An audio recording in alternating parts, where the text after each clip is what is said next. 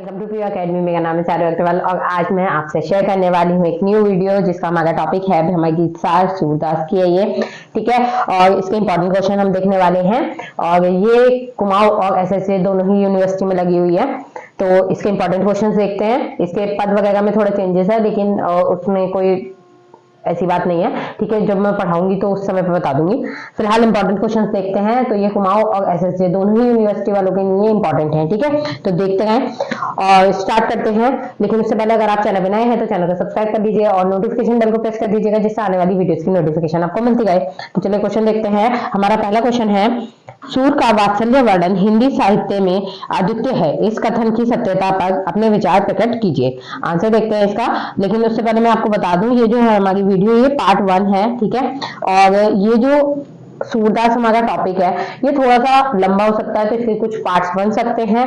तो regular basis बने रहिएगा, ठीक है। और जितने भी पार्ट्स आएंगे मैं सब प्ले लिस्ट में ऐड कर दूंगी, लिंक आपको डिस्क्रिप्शन में मिल जाएगा। प्ले लिस्ट में जाइएगा, देखिएगा, ठीक है। उसमें जितने भी पार्ट्स होते रहेंगे आप उन्हें पढ़ते रहिएगा, ठीक है। आंसर देखते हैं। महाकवि सूर वात्सल्य के क्षेत्र में एक छत्र सम्राट है। कहने का मतलब है अगर सूरदास की हम बात करें तो सूरदास को वात्सल्य सम्राट कहा जाता है क्योंकि उन्होंने वात्सल्य रस का जो प्रयोग है वो ना सूरदास ने बहुत ही अच्छे तरीके से किया है, ठीक है, बहुत ही अच्छे तरीके से। और जो सूरदास का भ्रमर गीत है, ठीक है, या सूर सागर की हम बात करें तो हमें इसमें बहुत ज्यादा मात्रा में वात्सल्य रस देखने के लिए मिलेगा, ठीक है। तो यहाँ पे वात्सल्य सम्राट कहे जाते हैं, कौन कहे जाते हैं? सूरदास जी, ठीक है। तो इन्हें क्या कहा है कि महाकवि सूर वात्सल्य के क्षेत्र में एक छत्र सम्राट थे। एक छत्र सम्राट मतलब इनके जैसा कोई था ही नहीं, ठीक है, अकेले थे। सूर ने बाल जीवन की प्रत्येक स्थिति के चित्र बड़ी कुशलता एवं स्वाभाविकता के साथ उतारे हैं। यानी कि जो कृष्ण भगवान है उनके बारे में जो भी सूरदास ने उनके बाल जीवन के बारे में बहुत अच्छे से बताया है, ठीक है। मतलब जितनी भी स्थितियां थी, ठीक है, जितनी स्थितियां बन सकती थी उन सभी के बारे में बड़ी कुशलता और स्वाभाविकता के साथ जो सूरदास ने उन्होंने लिखा है, ठीक है।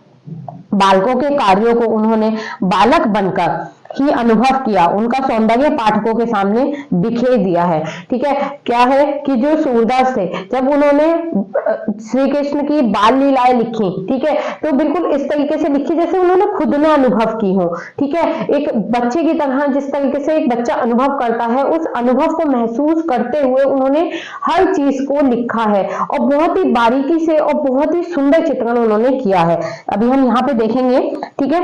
तो देखिए, माता यशोदा बालक कृष्ण को पालने में झुलाती हैं, उस समय का मनोहरी चित्र सूर की निम्नलिखित पंक्तियों में देखा जा सकता है। पंक्ति देखिए क्या है।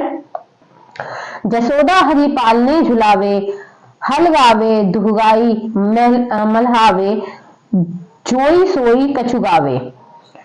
आगे देखिए, कृष्ण हाथों में माखन लिए घुटनों के बल चलते हुए मुख में दही लपेटे बड़े ही सुंदर प्रतीत होते हैं। उस चीज को कैसे दर्शाया है, ठीक है। शोभित कर नवनीत लिए, घुटरू चलन रेणु तन मंडित, मुख दधि लेप किए। आगे देखिए, यशोदा कृष्ण को चलना सिखाती है। कृष्ण लड़खड़ा कर चलते फिरते गिर पड़ते हैं, उनको यशोदा अपने हाथ पकड़कर चलने में सहायता देती हैं। तो इसे कैसे व्यक्त किया है? सिखवत चलत जसोदा मैया, अखराई कर पानी गहावत, डगमगाती धगती धगे पैया। प्रायः सभी भोज्य पदार्थों का मिश्रण कर अपने ही हाथ से खाने में बच्चों को अधिक आनंद आता है। क्या होता है कि बच्चे जो होते हैं ना, आपने जितना भी खाना दिया है सबको मिला लेंगे और फिर अपने हाथ से ही खाना उन्हें ज्यादा पसंद है, सब फैलाते हुए गंदा करते हुए खाते हैं, ठीक है। तो उसे कहेंगे कि सूर के बाल कृष्ण भी नंद की गोद में बैठे इसी प्रकार आनंद लेते हैं। तो उसके लिए कहा है, जेवत श्याम नंद की कन्या, कछुक खात कछु धगनी गिरावत, छवि निरखत नंद गनिया। बालहट प्रसिद्ध है। बालक कृष्ण भी इस भावना से परिपूर्ण है। चंद्रमा को लेने की हट पकड़ जाते हैं और साथ ही धमकी देते हैं।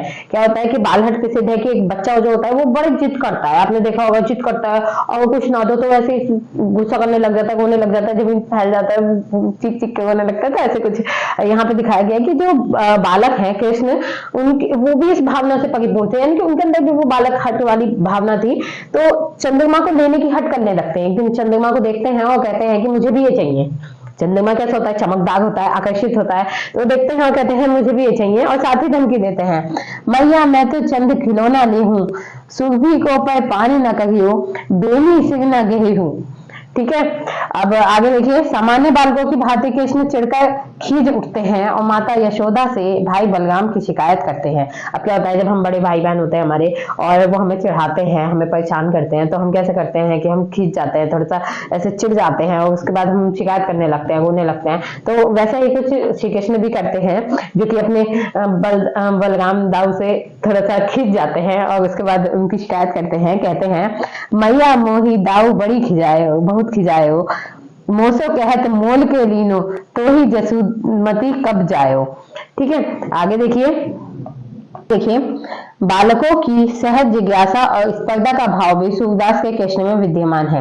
देखिए बालक क्या होते हैं, जो छोटे बच्चे होते हैं, उनमें क्या होता है कि थोड़ी सी जिज्ञासा और स्पर्धा भी होती है। जिज्ञासा कहने का अर्थ है कि उनमें ना बड़ा वो होता है कि ये ऐसा क्यों है, ये ऐसा क्यों है, ये कैसे होता है, ये क्या होता है, इस तरह के क्वेश्चन आप देखेंगे बच्चे बड़े पूछते हैं, है ना। और स्पर्धा का मतलब क्या है कि स्पर्धा क्या कि मुझे इससे पहले ये करना है, मुझे ऐसे करना है, मुझे फर्स्ट आना है। छोटे छोटे बच्चों में आपको ये चीजें देखने के लिए मिलेंगी। तो कृष्ण माता यशोदा से पूछते हैं, मैया कभी बढ़ेगी चोटी, कितनी बार मोही दूध पियत भई, यह अजहू है छोटी। ठीक है, तो वो भी अपनी चोटी के बारे में पूछ रहे हैं यहाँ पे कि वो कब बड़ी होगी। आगे देखिए, कृष्ण में बाल सुलभ चातुर्य था। वे माखन चुगाते समय यशोदा द्वारा पकड़े जाने पर अपनी चोरी को छुपाने का प्रयत्न में बड़ा ही चतुरतापूर्ण स्पष्टीकरण देते हैं। अब देखिए कृष्ण में क्या था, बाल सुलभ चातुर्य था। सुलभ चातुर्य यानी कि जो बच्चे होते हैं ना, वो अपनी गलती छुपाने के लिए छोटी सी कोशिश करते हैं। हम समझ जाते हैं कि हाँ ये झूठ बोले हैं, और वो छोटी सी एक नाकाम कोशिश करते हैं और दूसरे पे इल्जाम डालने की कोशिश करते हैं, ये मैंने नहीं किया है, नहीं ऐसे ये अपना आप हो गया, ये इन्होंने कर दिया। इस तरह से जब बच्चे बोलते हैं तो उसी चीज के लिए कहते हैं कि श्री कृष्ण भी ऐसे करते थे और श्री कृष्ण ने भी ऐसे किया। क्या होता है कि जब वो माखन खा रहे होते हैं, माखन चुराते हैं, और चुराते हुए जब माता यशोदा पकड़ लेती हैं तो उनसे छुपते हुए, उनसे अपनी बात को छुपाते हुए जो गोपियां थी उन पर इल्जाम डालते हैं और कहते हैं, मैया मैं नहीं माखन खायो, ग्वाल बाल सब बैर परे हैं, बरबस मुख लपटायो।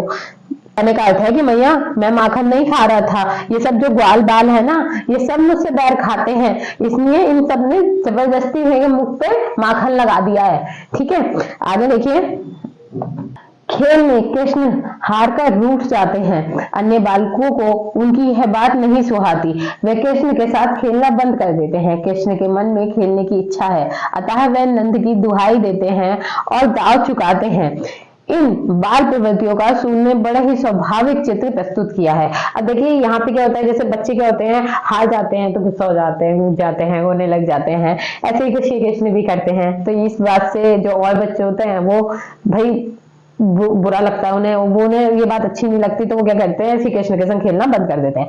अब श्री कृष्ण की खेलने की इच्छा, तो भाई ऐसी बात है कि बच्चा है, बच्चे की खेलने की इच्छा तो होगी, ठीक है, भले ही वो हो गया।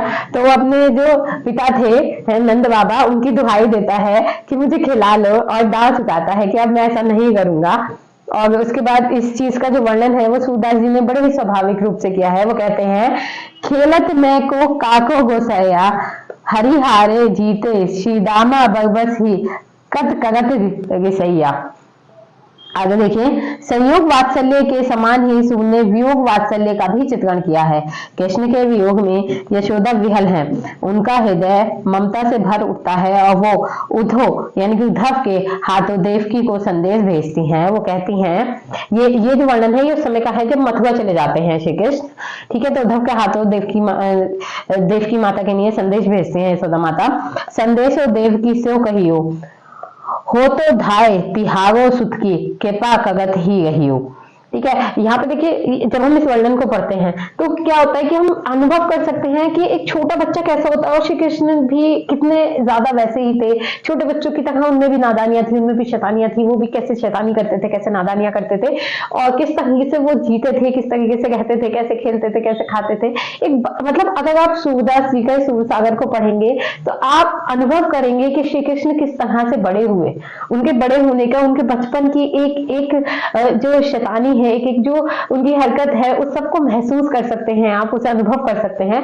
तो ये होता है वात्सल्य रस। उन्होंने उनके बचपन को इस तरह से प्रकट किया है जैसे कि आप अनुभव करेंगे कि जी लिया हमने उस बचपन को, ठीक है। जैसा भी हमने इसे पढ़ा तो आप अनुभव कर सकते हैं कि हम उस बचपन को जी रहे हैं, क्योंकि हम एक बच्चे से तुलना करते हैं। जैसे नॉर्मल बच्चे क्या होते हैं, वो भी ऐसे जिद करते हैं, वो भी ऐसे शैतानियां करते हैं, वो भी ऐसे छोटे छोटे झूठ बोलने की कोशिश करते हैं।